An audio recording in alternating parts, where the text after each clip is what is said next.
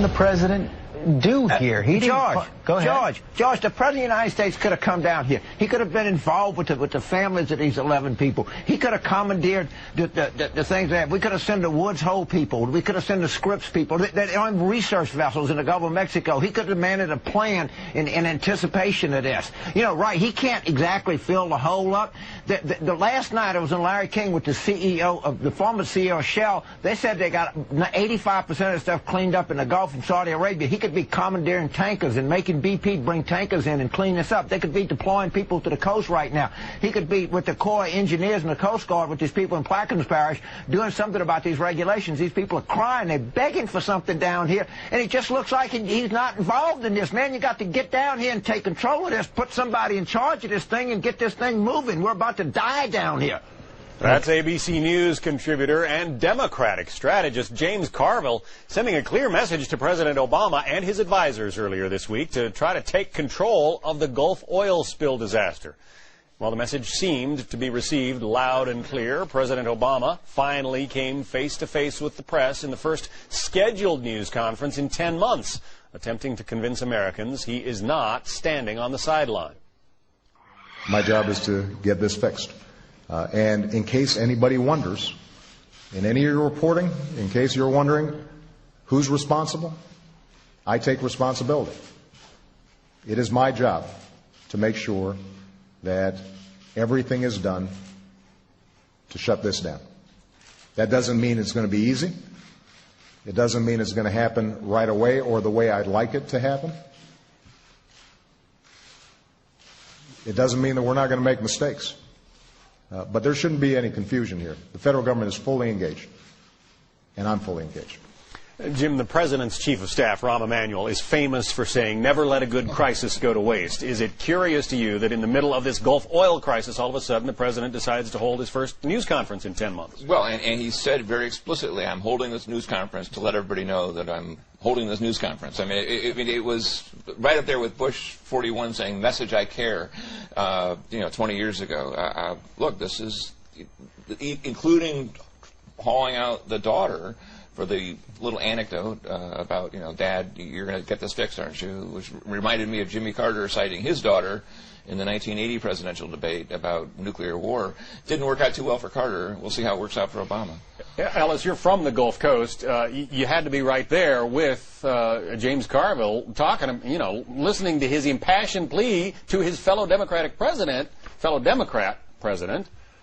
get us some help down here. Yeah, and I like the fact, John, that there's finally someone on television who doesn't have an accent.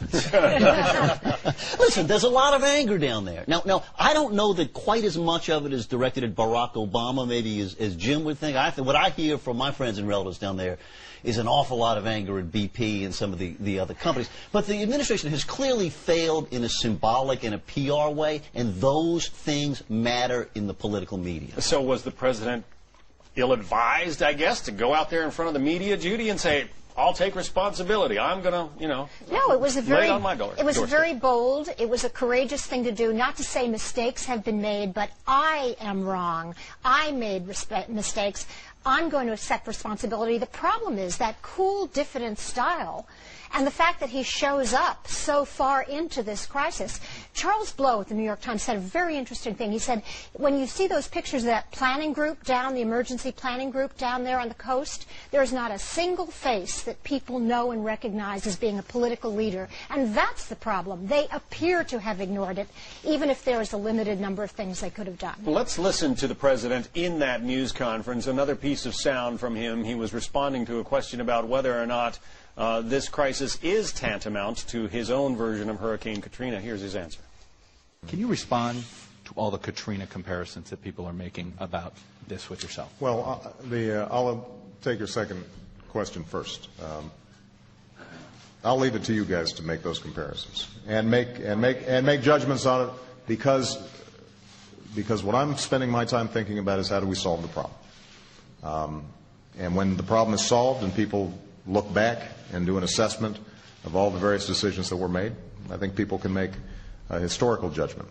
And I'm All right. Cal, what do you think about that historical judgment? Well, look, you don't have to go that far back in history. If the press would go back and re-examine what Senator Barack Obama said about George W. Bush during the Katrina thing, he was all over him in his failure, supposedly, to act more quickly with Katrina.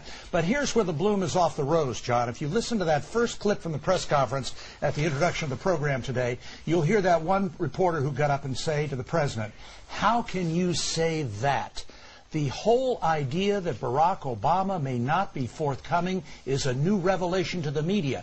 And if this rose begins to wilt, as I see it, the media are going to be all over it." But it did take a long time. As Yep. the Media Research Center pointed out, for the first month, we're like 6 weeks into this thing now, but for the first month, the coverage, 95% of all the coverage on the network news didn't mention the Obama administration. It just treated it as Ellis would like it to, only BP, and not mentioning the failure of the cleanup operation. Right. Now that's changing, but only in the second month of the disaster. But we still, in the coverage, I think, lack a separation between two things that are very different from each other. The symbolic things that a president and political leaders at all levels need to do at a time of disaster. That's what Carter was getting at. And the actual cleaning up. And I'm afraid in some of the coverage, particularly the conservatively slanted coverage, really has tried to merge those things unfairly together. Also missing is the technical issues of how you clean this stuff up. All these inventors and scientists who kept coming forward saying, look, we cleaned up something similar to this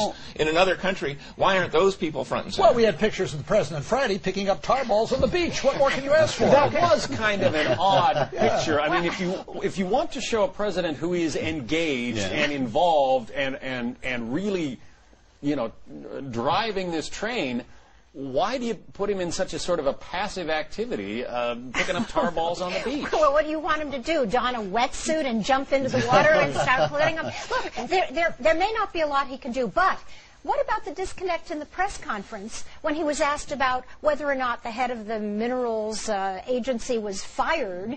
He says, well, I don't know about that. This is a guy who's supposedly in charge of this crisis, and he chooses not to tell us whether or not he fired the woman who was supposedly overseeing the oil industry that of course, is regulated by the oil industry. Yeah, this is a very sorry But you can't have it both ways. You can't complain that he's doing too few symbols and then I don't know PR stunts, and then object when he's bending over and picking up a tar ball. Yeah, that's not going to clean up anything, but aren't those the kinds of symbols that you guys have been demanding for the last month? Well, whether this thing has been adequately covered in the press or not, it does seem to be taking a toll on the president's poll numbers. Americans were asked, how do they think Mr. Obama is doing compared with last month? CBS News shows his poll numbers are slightly down in a poll that they took. 47% approve of the job he's doing, 43% disapprove. Last month, he was at 51% approval, 39% disapproval.